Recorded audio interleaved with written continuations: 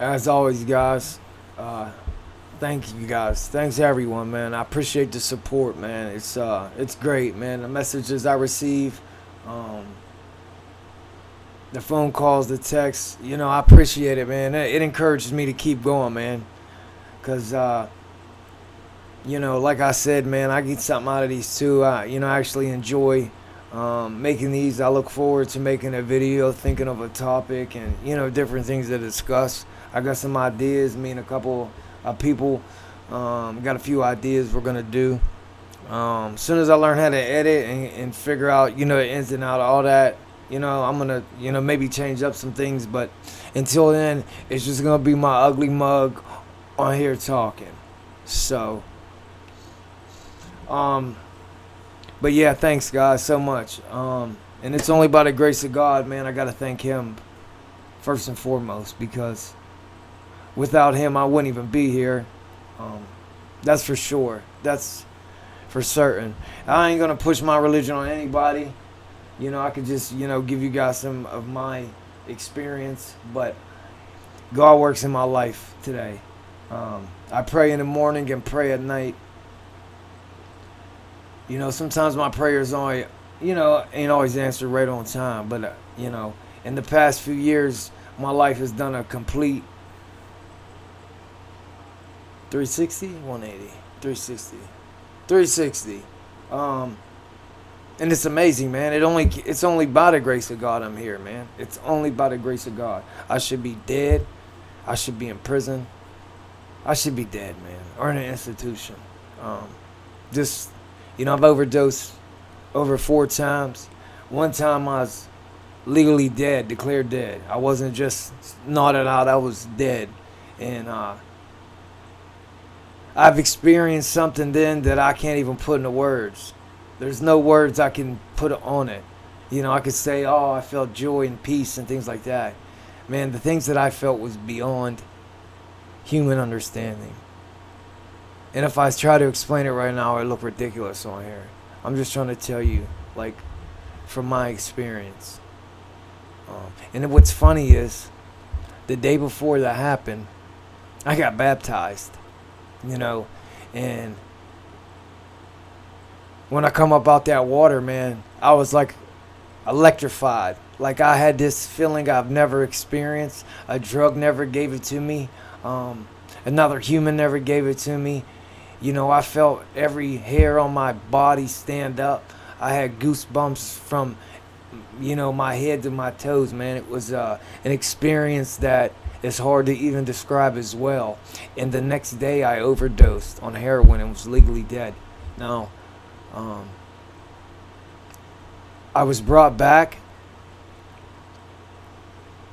and I was in the middle of a highway, and I was on a stretcher, and my fingers were real tight. My neck was tight, and I couldn't talk, and I kept wanting to, like, try to get up or something. And I can look at the woman's face, and I remember she must not have been a happy lady with her job. And she was the EMT, and she looked at the guy because the guy kind of stepped back and was like, oh, he's up. And she was like, it doesn't matter. I could read her lips because I couldn't hear because my ears were just ringing. And she says, it doesn't matter. He'll be brain dead. So, like, I just started talking. And then this lady was, like, shocked. So this lady started working on me. She started, I don't know if I had a unbuttoned shirt or a shirt off her. I can't remember. But I remember being in the back of the ambulance. And I remember her pointing out the window and saying, you see that? Do you see that? That's a coroner or medical examiner. He's here for you. And this woman was so mad. Like, she was so mad. I don't know what she was mad at, but she just seemed so mad. And I didn't understand it. And she's shaking her head the whole way as I'm laying down flat on my back. And I'm trying to keep putting my head up. And she would take her hand and force my head back down. And she's like, do you usually do that? And I was like, I don't know what I'm doing. And mind you, again, I thought I was in a car accident again.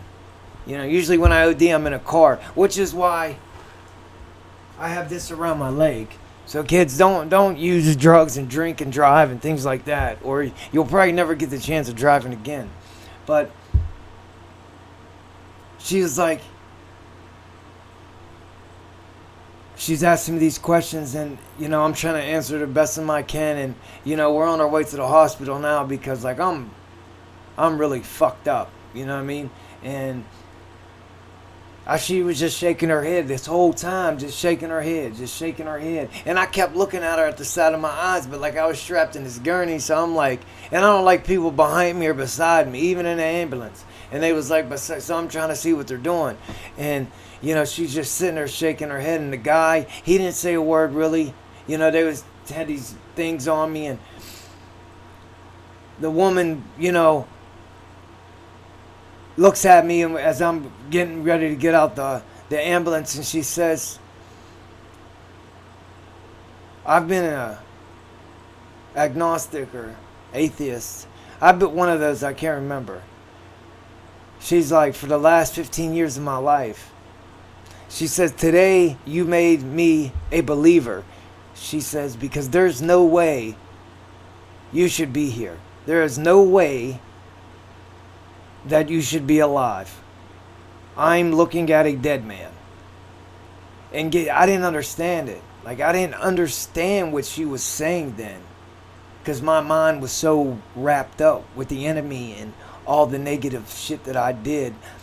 My only thought was, okay, lady, let me out this fucking ambulance so I can go get high. Because you just fucking pumped me full of Narcan. So that was my only thought.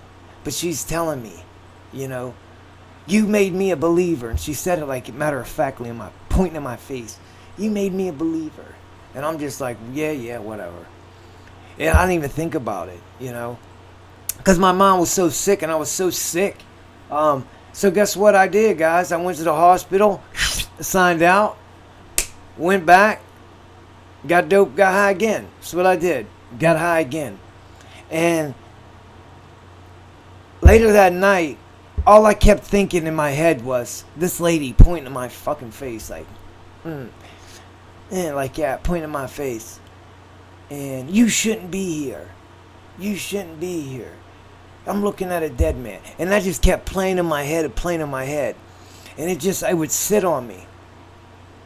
So I'm sitting there and I'm thinking like, what happened? Like, I just got baptized. Like, I was clean. And I picked up one time. And then I OD'd, died, and got high again that night. What is going on? Like, why? And then I realized, like, somebody told me, this woman said, Jay, she said, that's because you're trying to change your life. She's like, the devil don't come when you're doing bad. You're already doing bad. He's already there. But you was at that crossroad, and he was waiting for you when you went out the door that day. And he snatched me right up, and he said, come on, we're going to go for a ride. And I went. And it almost cost me my life. My mom got the phone call. I'll never forget it. When, somebody said, Lori. She knew right away what it was. She said, it's Jason, wasn't it? And he said, yeah. And she just broke down and cried. Like, I could just, it breaks my heart, the things that I put my family through, and my sisters, and, people that love me the most, man. All for the sake of one more. That, just one more. That's all I wanted. So yeah, man, that's why I'm a firm believer. Not just that, many other things. I'll share more with y'all, like I said. But that's the main thing that changed my life is, my relationship with God, man. He does not give me everything I ask for. But then again, today I don't ask for to hit the Powerball or, put me on an island with, a lifetime supply of heroin and, stupid shit like that. I don't pray for things like that. I pray for, health, and I pray that, nothing happens while I'm at work, and I pray my son stays safe, and, I pray for my mother's, health, and my sisters, and God, please, wrap your arms around them and don't let, them being involved in an accident or any type of, things like that. I thank Him too every night for keeping me safe during the day. Because you guys know what Jay does. Jay fucks everything up when I put my finger in there. So, it's important for me to say that. But I know a lot of people have problems with the God thing, But I'm just telling you how He works in my life. And it's just, what else can it be? It's just, also, like I said, I'm an acronym fan. If anybody want to change and start out, just follow good, orderly direction. Just don't do what you want. Do what you're told to do for now. And I promise you, your life will change. As long as you're doing right shit, not negative shit. But I just wanted to make a quick video, man. I wanted to say that. Also, I wanted to say, with my video yesterday, yeah, some of the things I said I had to say. They was meant for somebody to hear, because that's just was put on my spirit to say. Also, I want to say this too. Some people don't have the opportunity to just up and move and uproot and take everything and leave. And that's unfortunate, But same thing with me. When until I was ready to change, inside, in here, and in here, you could have put me anywhere. Because the problem is, I take me wherever I go. And it wasn't everybody else around me that was the problem so much. It was me that was the problem. And I had to get away in order to stay away from that environment in order to make the changes in my life that I did today. But you can start somewhere, and I'm speaking to an individual that's done more for me than a lot of, than most people. Gave me a place to stay when I was homeless, fed me when I was hungry. I needed a shower. I got a place where I could shower. Let me live there for free. I didn't, let me eat her food, whatever, man. And the bad part about it is she didn't have it neither. She knew I was a drug addict too. And she didn't care because she seen what was inside of here, man. She said, I was reminded of her and her brother. And, it's why is it the people with the heart of gold that's always suffering, man? Why does the people that care the most about other individuals suffer the most? Why? Is it because they worry about everybody else and then don't take care of themselves and then they sit there and suffer in silence? Maybe. Who am I to say? I don't know too much. But I know you can start making changes right where you're at. You can stop worrying about helping other people. It's okay to have boundaries and tell people no. You gotta just, what I do, when my life starts going off track, cause I'm in such a routine, I'll go back and look, damn, what started on here this day? And what's going on from this day? It could be anything, because I don't stay up late neither. I don't do none of that shit. I go to work and I come home. Even before I got this house arrest bracelet on, I don't go nowhere. I don't want to be around people. I got friends and acquaintances and people that I love, but, they all got life and stuff too. And, but it's not that I don't have friends. I just don't go nowhere because I don't want to be around people. Because the only thing I see today is selfish, entitled people. I see greedy people. I see people that only thinks about themselves, But a lot of changes that, I'll speak for me, that I needed to make was in here, man, was inside and was up here. It really wasn't the environment. It was bad for my health because I was a drug addict and I couldn't stop using it where I was. you know. But once I moved and went away and got help and got clean, like, I still took me where I went, you know. And I try to look for happiness, not on worldly things. You know, I don't watch TV no more. You know, I just, you know, a lot of things that I don't do no more that, you know, I don't go out, you know, and I don't do shit, man. I just, you know, if I need shit, I go to Walmart. And I'm going to tell you what, I fucking hate going to Walmart. Hate it. I hate being in Walmart, man. But, you know, we need groceries and stuff, and we got to eat. But, you know, I just wanted to make that real quick, man, and just say, man, you got to look inside yourself, man, and figure out whatever you're going through. And you can start somewhere, man. You can start somewhere. Like I said, you know, stop being so nice to people. It's okay to tell somebody no. You know, it's okay to worry about taking care of you and yourself and your family and your kids. It's okay.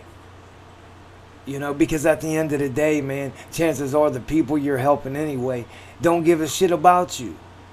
Only thing they want to do is take. You know, I really wasn't even going to make a video tonight, but I just wanted to say that real quick, man. You know, I love you, man. All y'all. Life's short. You know, I refuse to die with the behaviors that I acquired over my years of using drugs and alcohol. You know, I refuse to be a statistic, man. And, you know, you can do anything, man. You guys can do anything. You know, life's short. But I just wanted to say that real quick, man. I hope this reaches somebody. You know, you don't have to do it alone. There's help out there. You just got to make some calls. Got to put in a little bit of work. But most importantly, man, I urge you to get a relationship with God. I'll sit down and I can, you know, we can go back and forth on, you could, people who don't believe in him, and I'm telling you, the work he's done in my life is from him. It's not me. Like I've done, I put the work in, but it still ain't nothing I wanted to do. Everything I was all led by my spirit to do, and it came from God, man. And you know, like I said, people get hung up on it and stuff, but that's the truth, you know. And he said, man, he will never leave you nor forsake you. And he's been there the whole time. He's been there the whole time, and I bet he's with you too. You just got to stop sometimes, be patient, and start a relationship with him. He don't budge in your life, man. You got to ask him to come in. He gave us free will for a reason. He wants you to choose him, though. Man, I love you guys, man. I enjoy doing these videos. I hope you guys can get something out of them. But until next time, you guys take care, man. And remember, man, we all got the same 24 hours.